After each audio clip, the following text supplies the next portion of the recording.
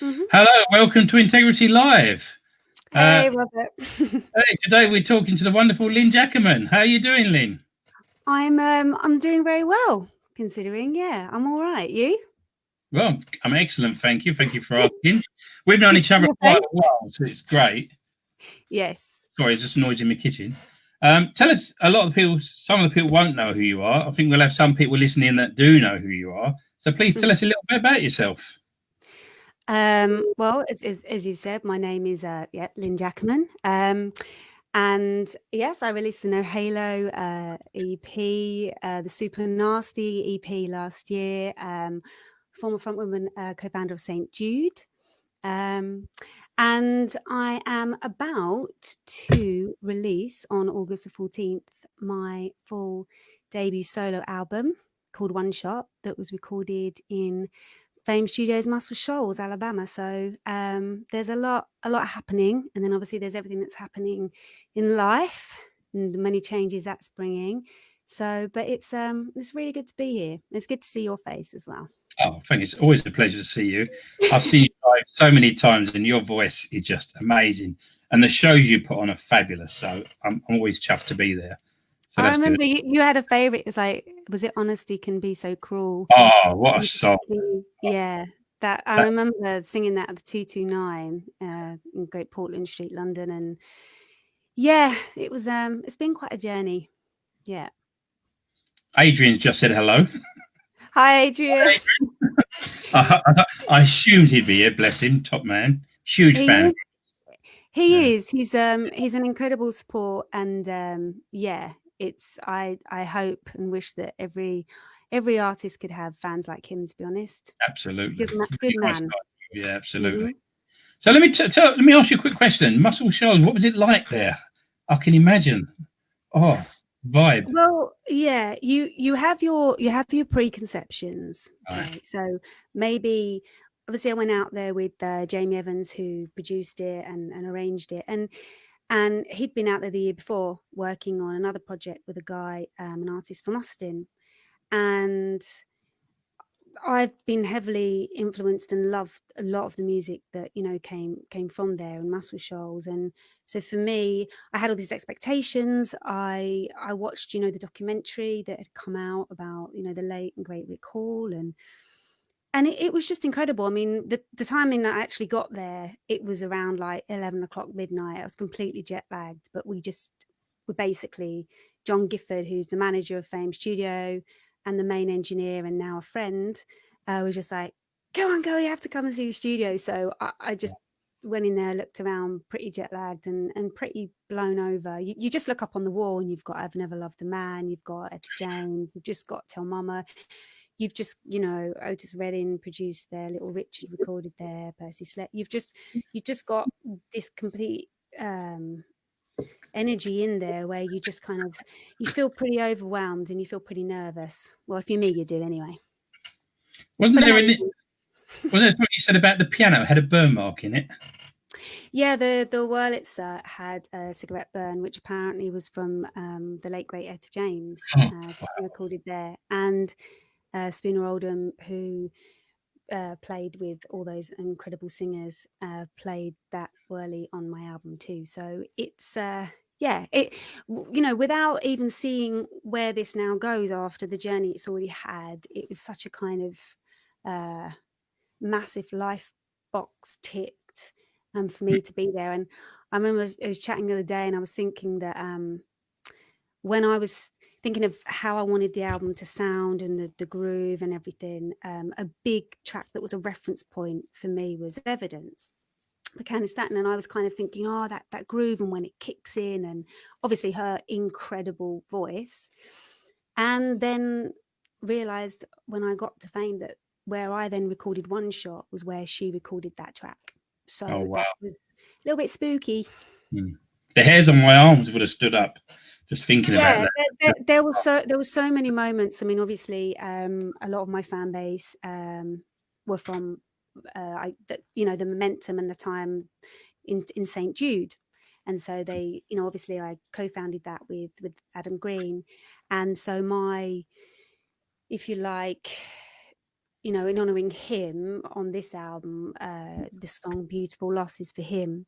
And when we were in the Studio A in Fame, we lit a candle just before Oh, we started singing. And then just as I finished the last note, it just puffed out. And the thing with studios is that they're soundproof, they're airtight. So there was no breeze coming through or anything. So yeah, that many moments. And the great thing about it is that they're with me forever now, so I just feel really lucky. And for the fans that are listening, I really do want to say, if I haven't said it to them personally already, you know, thank you so much, because without them and their belief in me and you know, investing and pledging and all of that, I couldn't have done it. So thank you. well, the fans have liked you since St Jude, and then seeing Mm-hmm. you perform live know how good you are. Crazy, aren't they? Yeah, but you know, we're all desperate for this album, so you know, to get a Me date on it, too. Me too. I'm like, come I on. can make Come on. you wanted to come out. Yeah. So Mm. tell me a bit more about how was your time in St Jude? I mean, how long was you there for? I can't A remember exactly. while, a while. Oh, I mean, it's like anything. You kind of when you're in it, you lose track of time. And when I look back now, it's such a precious menu. It's speaking of food again. you tell I'm hungry. There's so many like precious memories, and you're in a band, yeah, so you all become like family. So as much as I loved everyone in it, they really annoyed me as well. And so you have your real sibling moments where, you know, it's not all isn't this amazing, and maybe you're on stage for an hour, 2 hours, but you're traveling, especially when you're touring around Europe, and you're just in the, you know, in the back of the van for hours and hours and hours, and you become really, really close, you know. So it was great, and it made me hone my craft, build my fan base, and just become, you know, the person and the front woman that I am today, really. Albeit that One Shot is slightly, you know, in a slightly different musical direction, but it's yeah, I still like to think that it's classic, like I feel Dire of a Soul Fiend was. Is One Shot a very personal album then for you with some of the writing? Massively, massively personal. All the lyrics are personal. It was very much a crutch for me at a time, over a period of you know, a couple of years really, of writing, where it was the only safe place that I felt I could put what I was going through and what I was feeling. And never did I think, you know, when I wrote on my own stage, Hmm. on your own now, or anything like that, that we'd end up recording it in Muscle Shoals. So that's the thing, is like, if you do nothing, you get nothing. So what it has opened my mind up to is that anything's possible. Um, and the main thing I've really hung on to is trying to honour the fans and how they've supported me, which is what's taken so long, given the demise of Pledge Music and everything. But also to first and foremost honour the music, and to make sure that it didn't get released before it was ready and before it was right. And to find those right people is such an organic process. You can't just click your fingers and say, right, I'll have you and you and you. You have to, it's a journey. You have to, you know, it's word of mouth, introductions, and so to finally have it, you know, ready is it's quite amazing. Absolutely. Did you Mm. record or play in the Olympic studios in Barnes? Yeah, yeah, I did. So, That's got a um, great history as well. the incredible Chris Kimsey obviously worked on Diary of a Soul Fiend, um, and I think he was doing some curating some acoustic nights there. So he invited me along as a special guest, and just went along with you know, keys and uh, and guitar, and did a set there. Yeah, it was great. It's great. I love that. I mean, I absolutely love the full band, and that's Hmm. you know, one of the many shames of what's happening right now is that the ability to go out and tour it Yeah. and give it that energy live in the same room and in the same moment as the fans is has been halted for now. But I also love to, just like Jamie and I, when we did the Paul Young tour, we just went up with guitar and vocals. And I mean, he's an incredible guitarist and multi-instrumentalist, and because he's also a producer and songwriter, he can just see the whole picture. You know, it's not just like one thing. So I have to say, standing up on stage at the Palladium, you know, just voicing guitar was pretty intimidating.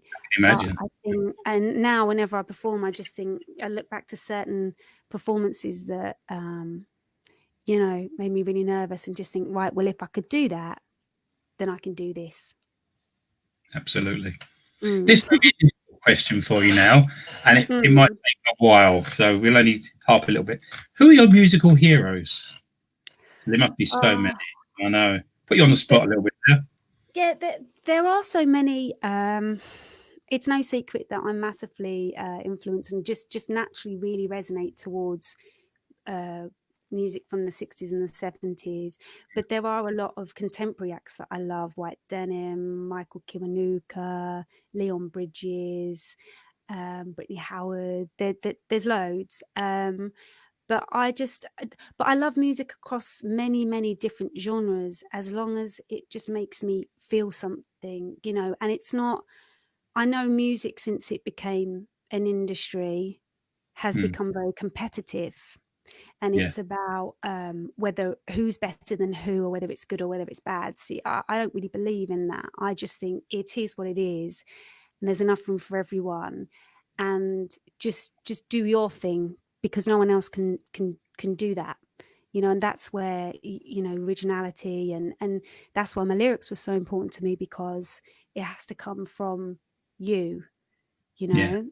But there are so many. I mean, obviously, going to Fame Studios, my Shoals, like pretty much everyone there was massive influence. But anything that's good, I love: opera, folk, classical, jazz.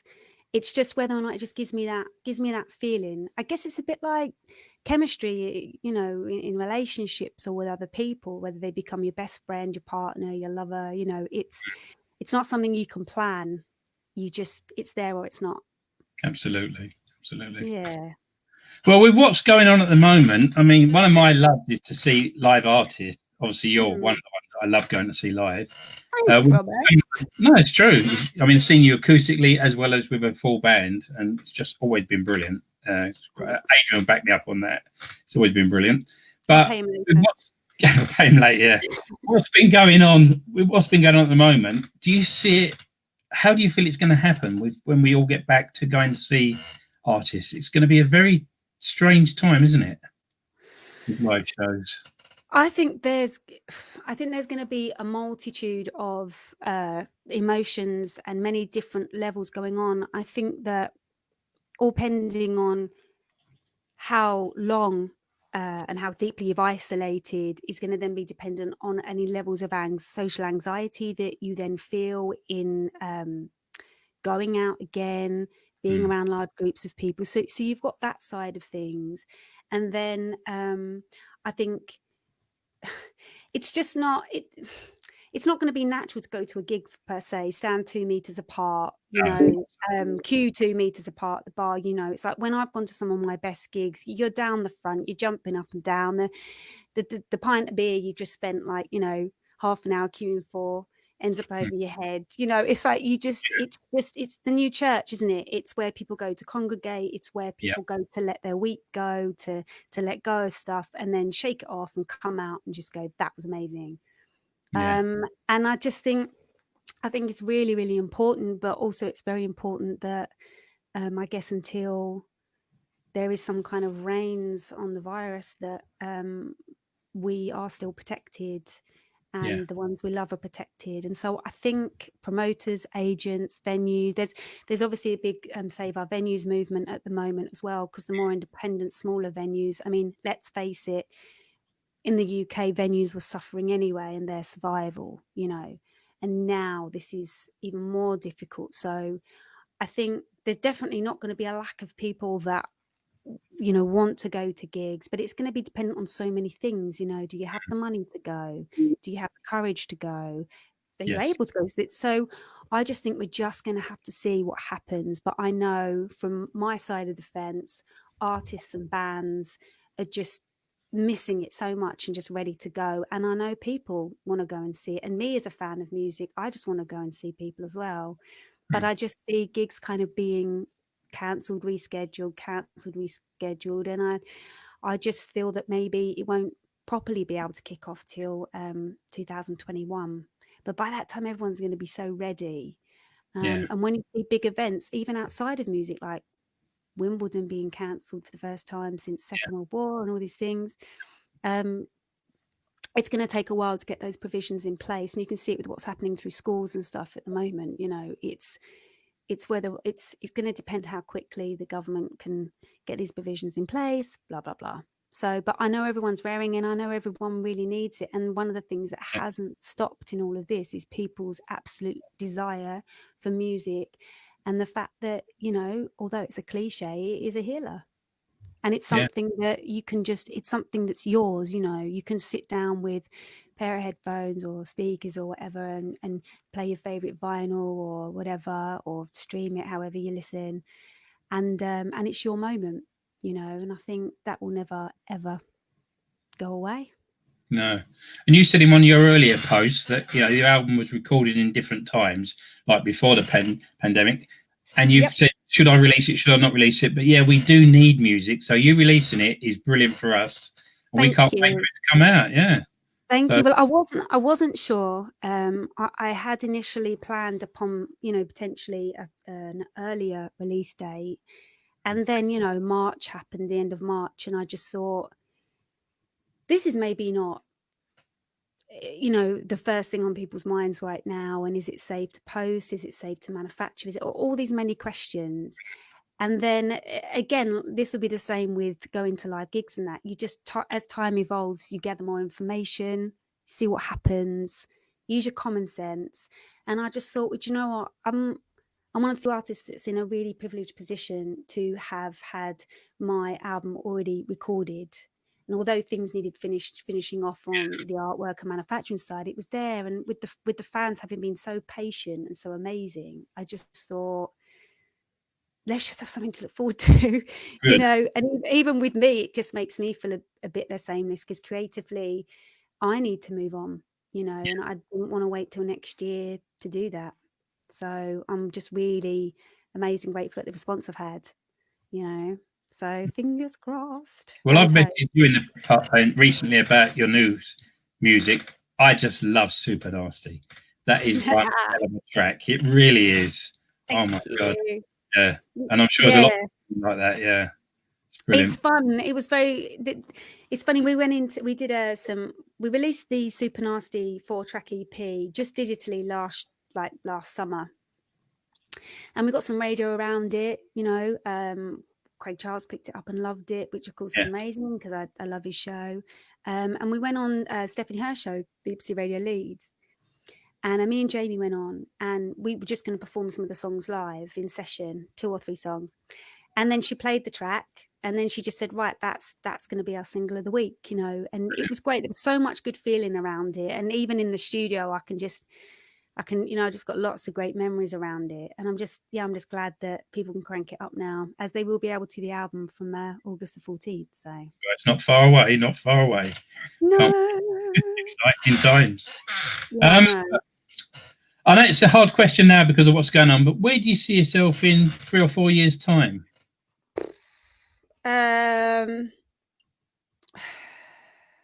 Difficult one. What's going on? I really, really don't know. I just hopefully embarking, you know, in some kind of creative musical project that is constantly surprising me and challenging me, you know, and surrounded by, you know, the people I love and respect, and to just kind of just be happy and creative really in whatever guise that is. I'd love to, you know, collaborate and just kind of just branch out and just really continue to keep pushing myself, because obviously, because this album One Shot has taken longer than I thought to complete, you know, I'm kind of ready now to do other things and just the great thing about music is it takes you to new places, it introduces you to more people, you know, so just to keep on the journey really, and to not stop and constantly surprise myself and hopefully keep the fans with me and make new ones, you know. We're not going nowhere. We're Oh, not yay. Thanks, guys. Thank you. Well, Well, if I haven't managed to get rid of you yet, then you must love me, guys. You've done a few collaborations that have been really good with The Answer, Thunder, etc. Enjoy them? Yeah, they're great guys. I mean, you know, and as I say, they become friends, because when you are what you do, you just the music is a lovely second to the fact that you hang out. Luke Morley's just become a brilliant friend, and he's just such a good soul, you know, and he's very supportive. And The Answer were great. And then I think Cormac's done his own solo album in Nashville as well. Yeah, just kind of, yeah. That's what I'm saying. And when you ask what I'd like to be, just more of that, where you're just meeting more people, new people, doing just and surprising people, you know. Yeah, that's good. Well, Well, listen, I've taken up enough of your time. It's been absolutely fabulous talking to you and seeing you again. Too. Oh, always good. Well, I hope to see you in the flesh soon at a show or something. I hope so too. Quick question. Yeah, go on. We're called Integrity. Integrity Magazine, Integrity Live, etc. What does integrity mean to you, Lynn? Are you going to tell us? I think it's closely linked to, in a creative sense, it's closely linked to authenticity for me. But I think it's, or it could be linked highly to almost like the Buddhist kind of philosophy of, is it kind and is it necessary? I think, you know, we've all got our own struggles. We all have up days. We all have down days. We all have people that amaze us and surprise us, and people that let us down. And we do that to other people as well. And I just think it's about just being as kind as you can. And just, you know, having something to stand for, you know, because as they say, if you stand for nothing, you fall for anything. So it's just about having some morals, some principles, and they don't necessarily have to be the same as somebody else. But do you know what? Like, respect other people's, and don't think your opinion or your way is the only way. And listen and communicate and learn. Absolutely. Right, for those of you out there watching this who haven't bought One Shot yet, go out and buy it. And while you're there, there's a great album and a great EP. Where have we gone? Thank you. Well, I've got a limited run of double vinyl at the moment with One Shot. It's just selling through my website at the moment. So it's just LYNNJACKAMANmusic.com. So if you want to grab a signed CD or a signed vinyl, you can grab it there, and it will be released across all digital platforms on August the 14th.